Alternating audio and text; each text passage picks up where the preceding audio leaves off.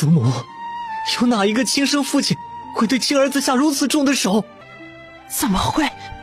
老二，你身上的伤是他弄的，你到底知道什么？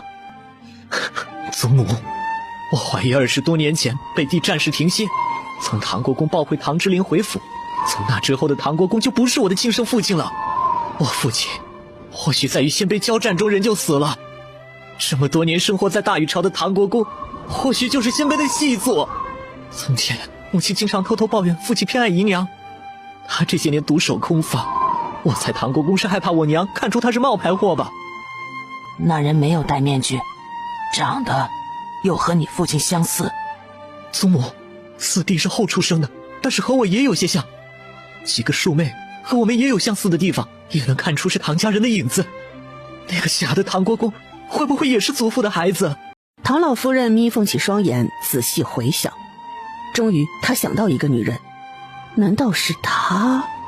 是了，一定是她。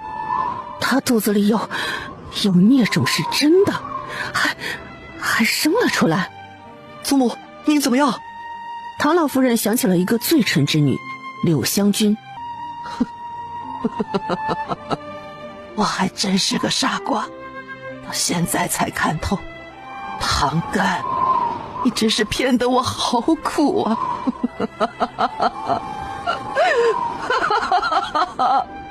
唐之义看着苍老的唐老夫人满脸是泪，也是很好奇，祖父和祖母之间到底有什么纠葛？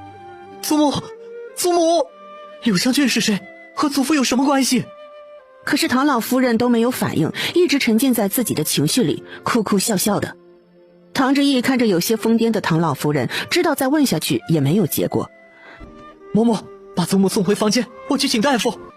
好的，二公子。仔仔，怎么了？娘亲，我有个人想要你去看一看他。人在哪里？现在就在我们府上。沈飞纳闷了，好家伙，这小子把人都带回来了。不过他怎么感觉这王府像是易主了一样？难道是因为他太懒了，许久不管事了？好些事情他还没有小豆丁知道的多。还有，这小子的胆子也太大了，没经过自己同意就带人进来。沈飞蹲下来和小福宝平视。人什么时候进府的？就今天。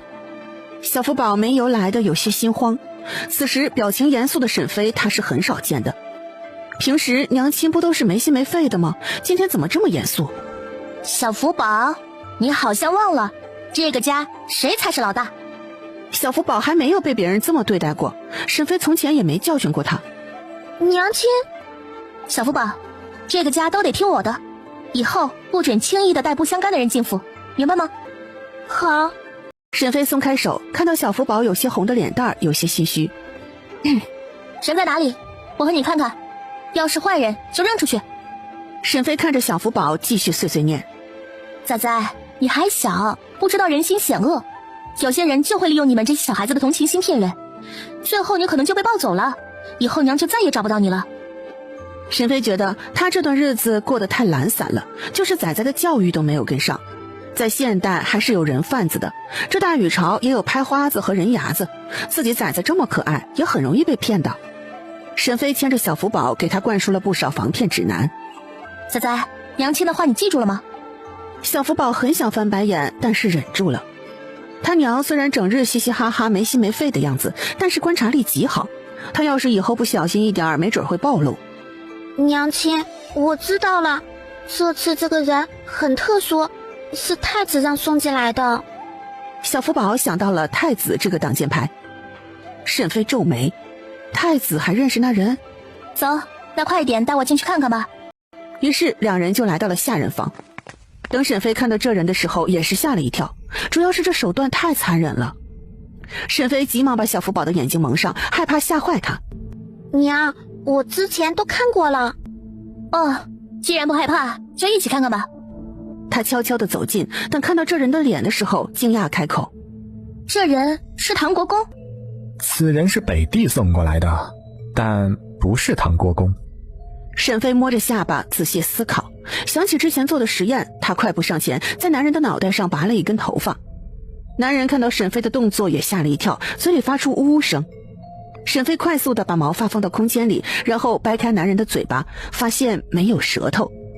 沈飞有些兴奋，呀，没有舌头啊，太好了！沈飞想到还没来得及实验的药，人就兴奋起来。徐慧惊恐地看着沈飞，他们这王妃是有多变态？小福宝也很惊讶，这人这么惨了，娘亲还这么兴奋。哎，这胳膊这腿没事，一点事没有。唐志忠惊恐地看着沈飞，用尽全身的力气往后挪了一点点。放心，我不是坏人，我能救你的。唐志忠拼命摇晃脑袋，想要离沈飞远一点。沈飞看到男人眼中的惊恐，也察觉到自己真的太兴奋，把人给吓着了。他的声音变得更轻了一些。你放心，我有好药，真的，我给小动物实验过，它们脚趾没了，都又重新长出来了。真的，唐志忠更惊恐了，他拼命地摇晃脑袋，想要离沈飞远一点。沈飞这下尴尬了，他转头看小福宝和徐慧两人，就看见徐慧也是一脸惊恐地看着他。小福宝还好一些，毕竟知道沈飞的实验室。徐慧则是像看怪物一样的看着沈飞。世子，王妃，我看还是请太医来负伤，给他看病吧。王妃千金之躯，就不用为此人忙碌了。真的，唐志忠闻言拼命的点头。娘亲，不急，他很重要，我可以去监牢里找来犯人给你试药。沈飞终于是知道这些人是不相信他的药了。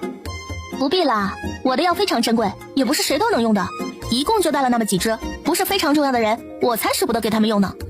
沈飞没有说谎，再生的药剂提取难得，可比蓝色和绿色的药剂还要难制造，怎么能轻易尝试？要不是这人是真的唐志忠，他想救他，听他说说当年是怎么回事，他才不愿意出手呢。唐志忠现在双手都废了，扭曲变形，根本也写不了字，而且还没有舌头，更说不了话，根本没办法说出当年的实情。小福宝把人带过来，就是希望沈飞救人，查清当年的事。还有就是唐家先祖有功，唐志忠落到现在的下场有些可惜。你愿意让我娘试试吗？反正你现在已经够惨了，我觉得试试也无所谓，总之不会比现在更惨。你不想知道你们唐家现在怎么样了吗？我想你一定有很多话想问吧。唐志忠点头。那好，那就试试吧。娘亲，你给他试试吧。小福宝转头，一脸讨好的看着沈飞。沈飞也是很好奇，先皇当年是怎么回事？怎么御驾亲征一趟，回来就带回来这么一个大阴谋呢？喝了我的药，还需要请个骨科大夫一起好好给他看看，我可不会正骨。这手脚还能好吗？在喝药之前，错位的骨头全都要打断了，然后板正了，这样才行。唐志忠心里很慌，沈飞每说一个字，他的心就颤一下。他本来应该看透生死的，可是都回了京城，他想有尊严的回去看看妻子和儿子。看着沈飞年轻的小脸，强制把自己的疑虑压下去。沈飞听懂了他的意思。仔仔，他同意了，那就找个护卫打断他的手脚。唐志忠觉得自己一定是疯魔了，这母子俩好似都不是那么靠谱啊。小的那个和先帝那么像，大的这个又有点变态。沈飞完全不知道唐志忠的想法，确定了方案之后，他就带着小福宝离开了。时间不早了，也该准备睡觉了。不过这唐之灵怎么这个点都没有回来，太不寻常了。此时唐之灵正在青楼看歌舞，唐之灵没想到朱坤鹏说有事相约，会约在这个地方。要不是他说有大秘密，唐之灵死也不会来。朱坤鹏这次只邀请了唐之灵来，往日的狐朋狗友全都没叫过来。唐之灵脸色臭臭的，他觉得自己被骗了。青楼里的味道太刺鼻了，唐之灵用力地扇了一下。我说，朱大鼻子，你今天找我来，到底何事？荣亲王，一看你就没来过这地方，连个流程都不懂。到了这里，咱们先要看歌舞，等歌舞结束之后才开始聊正事儿。你急什么呀？你要是不说的话，哼，告辞。哎，别呀！你们过去陪一下荣亲王，陪他好好的喝一杯。他的王府可是空旷的很。于是有几个舞伎就眼前一亮。荣亲王年轻，他们早就心动了。要是能入了荣王府，哪怕是个小小的侍妾，他们也愿意。于是就有几人向唐之陵这边冲了过来。唐之陵脸色铁青，捂住鼻子。哟，官人来啊！哎呦，害什么羞呀？来啊！滚开！荣亲王，你真是太菜了，竟然吓成这样。唐之陵是有洁癖，他觉得这些女人都不干净，还往他身边凑。这时候突然从房顶上窜出几个人，把那些武器像是抓小鸡一样给提溜走了。朱坤鹏看到几个黑衣护卫，吓了一跳。你们……唐之陵也是第一次见到这些黑衣人，但是见到他们是帮着自己的，装作淡然的道：“是王妃派你们来的？”“不是，是世子安排的。世子发话，不准外面的女人靠近王爷的身边。”唐之陵想到奶乎乎的胖儿子，感觉很微妙。唐之陵，你儿子才3岁吧？不满2周岁。朱坤鹏很难想象，这么小个娃娃竟然就知道防着老爹身边的女人了。朱坤鹏眼珠一转，然后对着唐之陵竖起了一个大拇指。高，实在是高，不愧是皇家人，釜底抽薪呐。朱坤鹏想到老爹也没少睡小妾，那后院的女人也是没少生弟弟，想到将来分了家要分不少钱，他现在突然有了灵感，或许他可以和荣世子好好学一学。你想多了，我儿子是担心我的安危。唐之陵可不相信小福宝是因为担心世子之位不稳才派人跟踪他的，他宁可相信这小子是对他这个老父亲的爱，害怕他受到危险。歌妓被扔到地上，朱坤鹏也没看到唐之陵的笑话。他看到唐之陵身边那么多暗卫，也歇了戏弄他的想法。他之所以这样，也是想报一下打架没打赢的仇。行了，你们全都退下吧。歌妓们揉了一下胳膊，才扭腰离开。歌妓都下去之后，暗卫也跟着消失了。唐之陵看到他们身手矫健，藏得非常隐秘，也是在心中佩服。唐之陵想到门外的武阳和武丹，也在心里腹诽，这人还是不能比的。此时守在门外的武丹打了一个大喷嚏。大哥，公子在里面没事吧？应该没事，这些歌妓都出来了，主子就更不用担心了。本来武阳还非常纠结回府之后要不要告诉王妃，毕竟王妃非常大方，现在完全不用纠结了。大哥，你看那个歌妓往这里看了好几次。武阳也发现了。你小心地跟上，看看是谁派来的。武丹身子一动，直接消失了。此时房间内就剩下唐之陵和朱坤鹏2人了。说吧，今天找我出来到底是什么事？我还真有个大发现和你讲，是我爹查到的。哦，和咱俩有关系？来，你凑近一点，我小声点。唐之陵有些嫌弃地看着朱坤鹏。你身上太臭了，别离我太近。臭毛病。哎呀，快说，我着急回家呢。来，你这人。见到唐之陵瞪他。好，我说，我爹不是派人盯着左安怀吗？然后发现这老小子竟然还养了一个外室。唐之陵一脸古怪地看着朱坤鹏。你爹调查左尚书干什么？你不知道，那老小子不对头，还想挑拨咱俩的关系来着，还在我面前给你上眼药。他不知道我这招比他熟练多了。嘿嘿，我没少用这招对付我那些庶弟，这老小子一看就不常用，让我抓个正着。这不，我马上回家找我爹了，然后就发现这老小子不老实，竟然还养了一个外室。我没来礼部的时候，左尚书有注意你吗？没有，完全没有。我觉得他是冲着你来的，不知道你是怎么得罪他了。好歹你也是亲王，他虽然是3品大员，也没必要针对你，除非你曾经得罪过他。我没得罪过他呀，我从前和他交集很少。那就要你回去查一查了。谢了。哦，对了，你说他养了外室，那处院子在哪儿啊？那院子可隐秘了，距离城门很近，在永和坊23号。唐之陵把地址记下之后，还是觉得奇怪。这左尚书都快40岁的人了，竟然还会包养外室，干嘛不带回府中呢？和你一样呗，家里有个母老虎。唐之陵斜睨了一眼朱坤鹏。以后不准打趣我的王妃，听见了吗？该打，我胡说的，你王妃很大度。哼，这还差不多。我真知道，左安怀那老小子能爬得这么快，38岁就当了礼部尚书，除了他娶了一个好媳妇之外，还因为他是凌霄的门生。凌霄当年可是户部尚书。凌霄，从前的户部尚书凌霄。就是他，你清楚他？那老头现在都是庶民了。唐之陵腹诽，凌霄他不熟悉，但是他孙子熟悉啊。唐之陵当初调查沈飞的时候，就把林宇环也调查了，只是没想到林家会和左安怀有关系。唐之陵感觉有团迷雾在向自己靠近，他也不能坐以待毙。虽然他已经是王爷了，不用担心皇上害他，但是别人的案件也不能不防。他是一家之主，身后有4个人要守护呢。谢了，给我提了个醒。哎，你也别客气，也是我爹让我告诉你的，给你提个醒啊。还有，是我爹觉得你现在是王爷了，又是我的上官，要和你打好关系，以后我还要靠着你关照呢。行，只要我能办到。朱坤鹏听到唐之陵这么说，也嘿嘿地笑了起来。唐之陵和朱坤鹏离开青楼之后，就有人找上了跳舞的歌姬。荣亲王没有留宿？没有，奴婢根本近不了他的身。桌子上的酒他没喝？喝了，但是奴婢看他一点事儿都没有。行了，看来得再找其他机会了。是。藏在暗处的武丹记下了歌姬的样貌，又快速地跟踪了那个男人。唐之陵坐在车厢里仔细琢磨，看来是有人盯上自己了呀。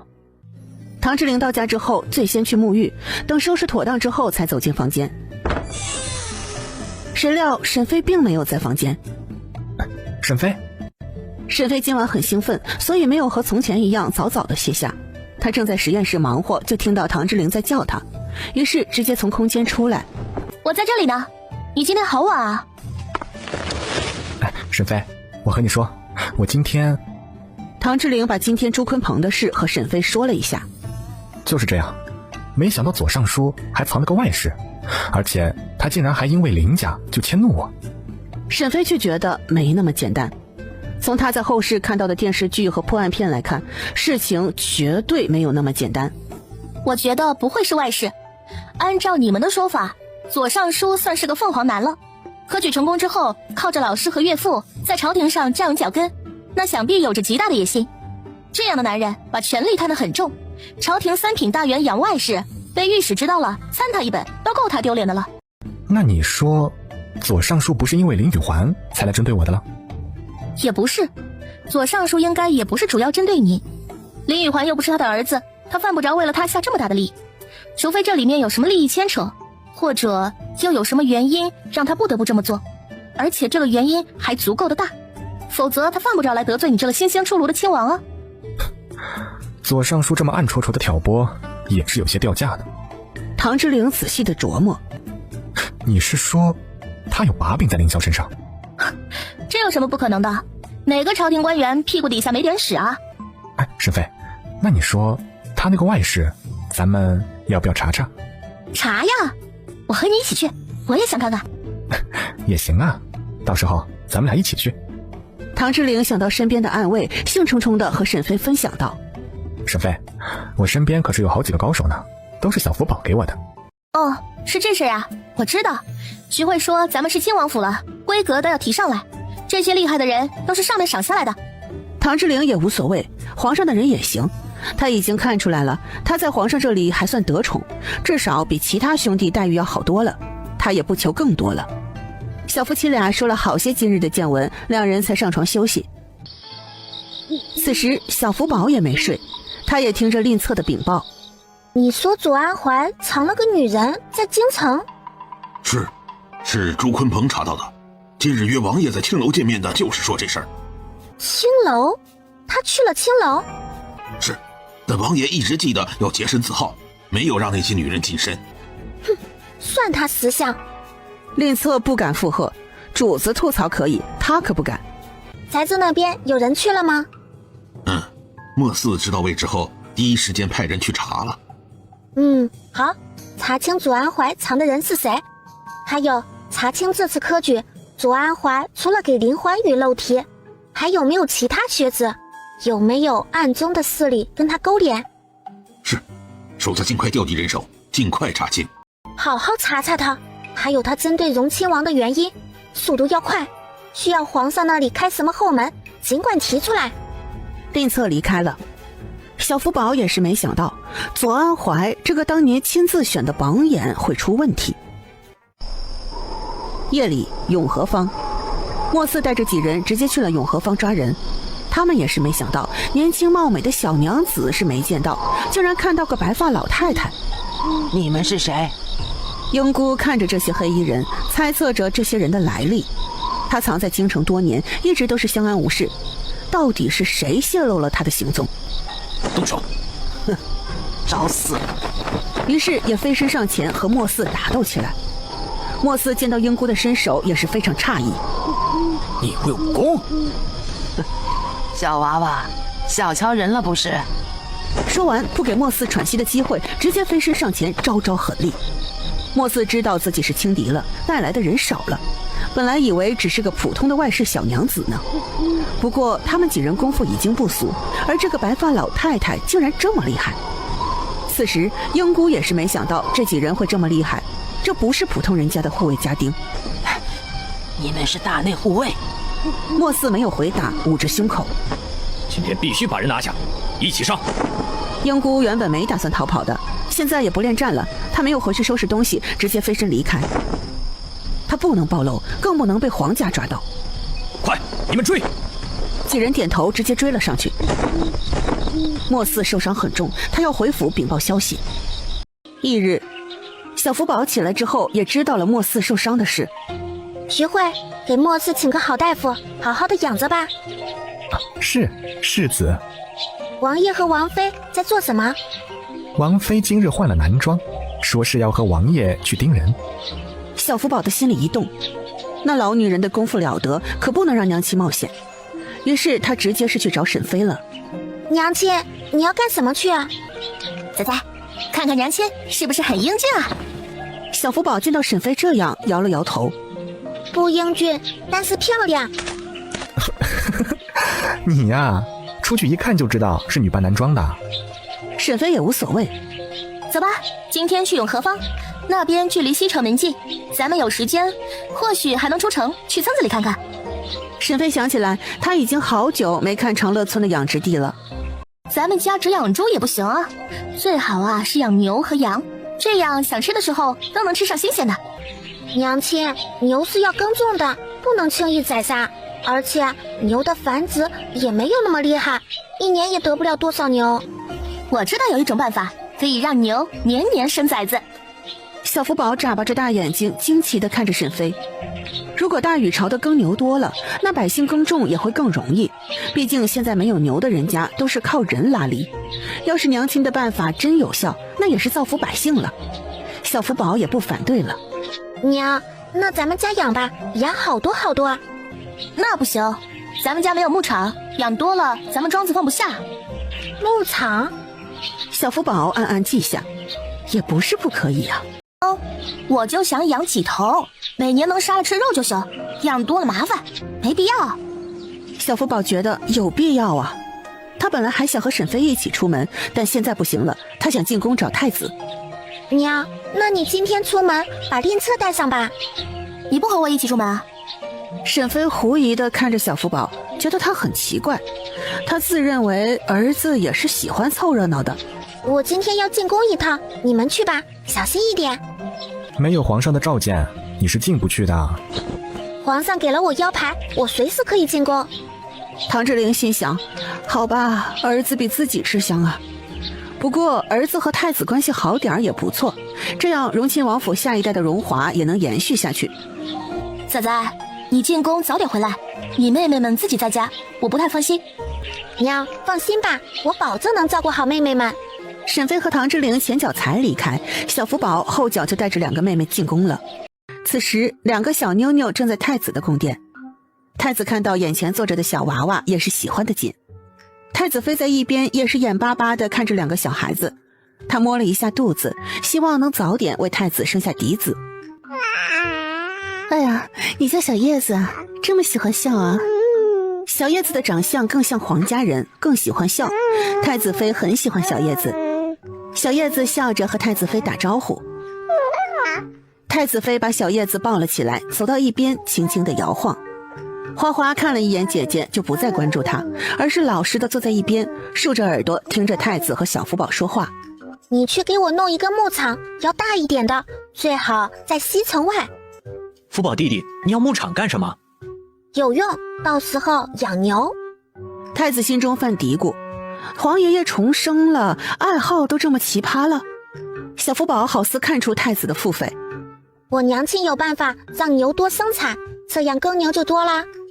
太子心想，福宝弟弟，你知道你这话有多匪夷所思吗？福宝弟弟，牛生不生产，六皇婶也能管。小福宝有些尴尬，他轻咳一声，气急败坏的道：哎，让你弄个牧场是啥大事？小福宝也不是非常有信心，但是他觉得可以试一试。总之咱们试试看，要是真的能成功，那大禹朝的耕牛就多了，还有还可以用在马上，到时候咱们的战马就多了。好，我这就去安排，不过还是要和父皇说一声。行，你去说吧，但牧场必须给我搞起来，还有牧场里的耕牛还有马匹都得给我挑好的品种。太子没一口答应，就是知道这牧场绝对不是简单的牧场，有牧场就得有牛马羊的。对了，也送些羊，我娘亲爱吃那个。太子还能说什么呢？我会和父皇说的。好久没吃宫里的食物，我们3个就在你这里吃啦。好，没问题。很快，太子和太子妃2人就和3个小娃娃一起用了午饭。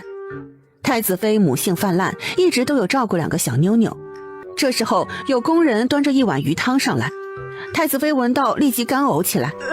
太子妃，你怎么了？小福宝却是眼睛一亮，太子妃是不是怀孕了？表妹，是真的吗？